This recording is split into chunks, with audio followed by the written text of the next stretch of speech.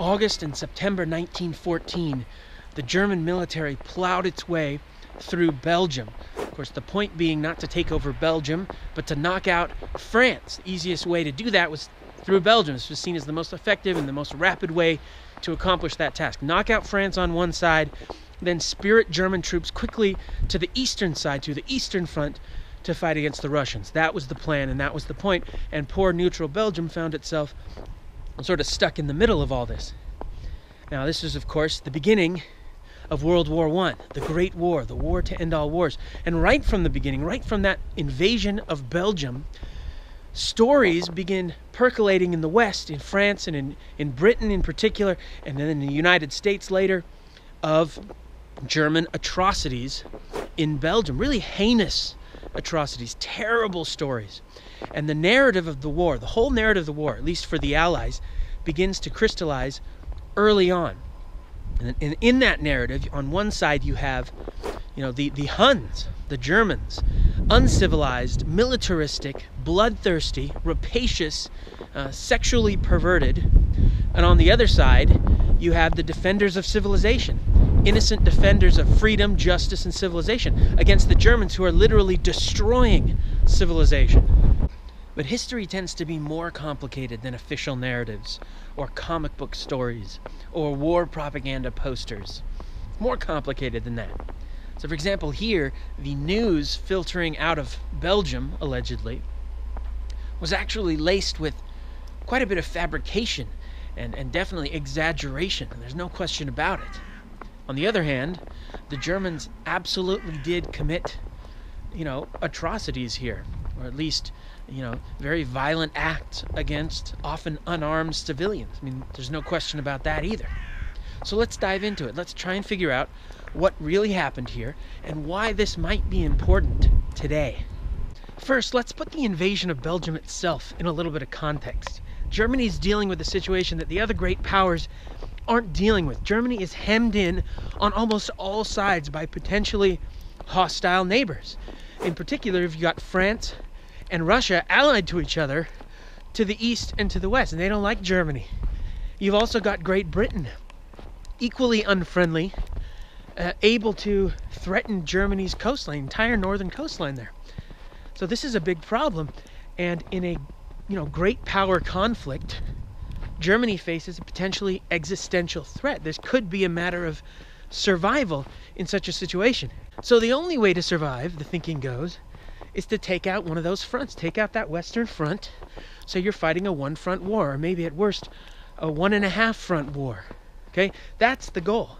And this is an existential threat. And if that means you got to go through Belgium, you got to go through Belgium. Okay, so that's the German thinking. It adds a little bit more complexity to it, rather than seeing Germany as just in some entirely unprovoked manner, an uncivilized, irrational manner, blazing its way through neutral Belgium. There was a reason for this, and for some, it was a matter of survival. See, the Germans had had a rough go at it back during the Franco-Prussian War, this is 45 years earlier, at the hands of civilian snipers, or free shooters, as they were called, free shooters. So now it's 1914, the Germans are marching into Belgium, and they're paranoid. They're paranoid about civilian snipers lurking in the countryside, ready to shoot them. Again, there's this general German feeling of being encircled by hostile enemies.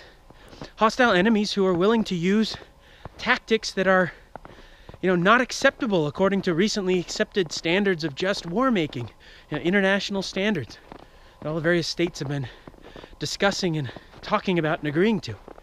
Like civilian snipers. This was unacceptable behavior. This was shameful behavior. And this general attitude of being encircled, this seems to have been common, not just among German military leadership in those circles, but among the rank and file too. And when Belgian defense forces actually fought back, shelling German troops from their forts, for example, the Germans responded by rounding up villagers and executing them by the hundreds.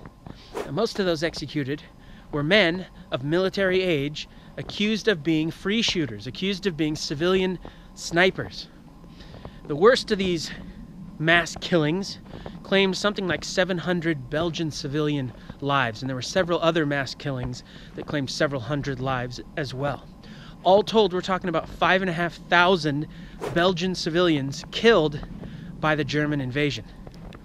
I mean, this certainly is, this is terrible violence, no question about it. Once the Germans had established control over the area, the mass killings largely stopped. Obviously, there are still executions here and there from time to time over the next 4 years as Germany controlled the area, but the mass killings were largely over. And keep in mind that up until this point in world history, we've never seen a war that churns out this much propaganda. And so maybe it's no surprise that very soon we see circulating in the West stories that take these very real German atrocities to fantastical levels, portraying the Germans as uniquely cruel, sadistic, bloodthirsty, perverse, and completely in every way uncivilized. Okay, so there are stories about German soldiers cutting off Belgian boys' hands, and German soldiers systematically raping, Belgian girls, Belgian women having their breasts cut off, other Belgian civilians being, nailed to doors and tortured, or Belgians being crucified, or Belgian corpses being harvested for their fat and glycerine, turned into butter, basically. These are the types of stories coming out of the propaganda press. The Germans are being compared to the Huns, literally to destroyers of civilization, rapacious. And Belgium was the great example of this. You want to see the depraved nature of the Germans, of the Huns? Well, just look at what they've done to the Belgians. The fate of the world was at stake in this conflict. And this is what the propagandists would have you believe. Now, there were atrocities, as we've discussed. In particular, there was rape. Unfortunately, history suggests that no matter the country, rape is sort of a terrible side curse of any sizable invasion. No matter where you are, no matter who the invaders are, terrible side curse that seems to accompany invasion. But the more fantastical stories, the really terrible stories about what the Germans were doing to the Belgians turned out later to have been essentially fabrications, and if not fabrications, crazy exaggerations, or at least completely unverifiable.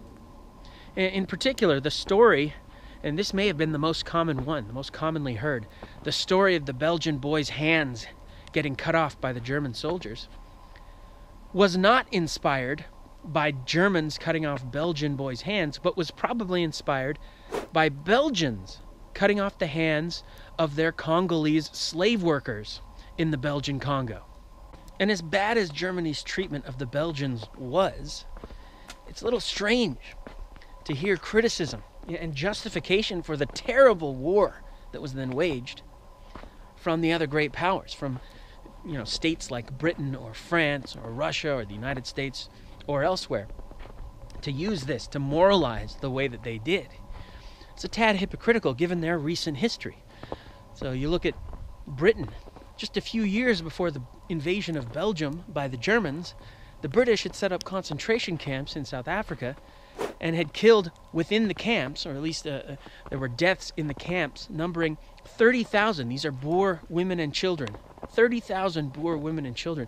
Not to mention 15, 16, 17,000 black Africans. And that's just inside the concentration camps. Okay, so the Belgian civilian body count pales in comparison to that.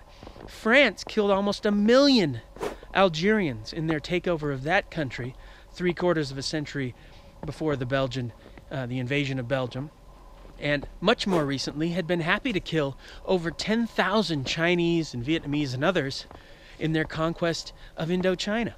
For its part, the United States had recently conquered the Philippines, killing tens of thousands, at least tens of thousands of civilians in the process of that conquest.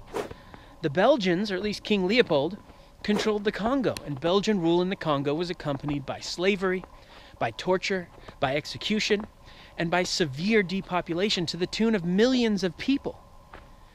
Now, where were the cries of the imminent death of civilization, during all of these events? Why now? The Germans had to look uniquely cruel. Their atrocities had to be seen as worse than everyone else's Truth is the first casualty of war. And this narrative of almost inhuman Germans who casually attack unarmed civilians, kill unarmed civilians. This is a running theme as far as the Allied governments and their propaganda machines are concerned throughout the war. And this is important because it shapes future events in the war. So, for example, take the sinking of the Lusitania, which so enraged Americans, despite the fact that Churchill was basically maneuvering for something like this to happen. Despite the fact that the Germans warned the Americans not to board the Lusitania or any such passenger ships going into a war zone, and despite the fact that the Lusitania was actually carrying munitions meant for use against the Germans, the Americans saw this, generally speaking, as yet another example of the depraved nature of the Germans. Okay, they're willing to attack a passenger ship, these unarmed civilians. Well, of course, it's a little more complicated than that. And this is important stuff because it's German submarine warfare. Of course, the Lusitania sunk by a German U-boat. It's that submarine warfare that more than anything else probably drags the United States into World War I. And you know the rest. Perception is key. And that's the power of propaganda, particularly as it pertains to the lead up to war. And here we come to a pattern, an observable pattern in history, especially modern history. See, modern history, this is a time when governments, they have to morally justify, usually, violent action. Because they have to think about a literate public, or at least a mostly literate public, a mostly voting public. You've got to think about that, so that moral justification has to be forthcoming. And so most wars in the modern era have been waged, initially at least, based on some moral justification. Okay, some spark event combined with a narrative that then drives the rest of the war. Even if that narrative later turns out to have been entirely fabricated, as it so often is, or at least heavily manipulated, as it so often is. And the people tend to fall for it over and over and over again. Each time a new war, a new justification is presented to them, despite the lessons that history might teach them. Truth in such a situation is less important than controlling the narrative. Such was the case, perhaps, when it comes to the rape of Belgium.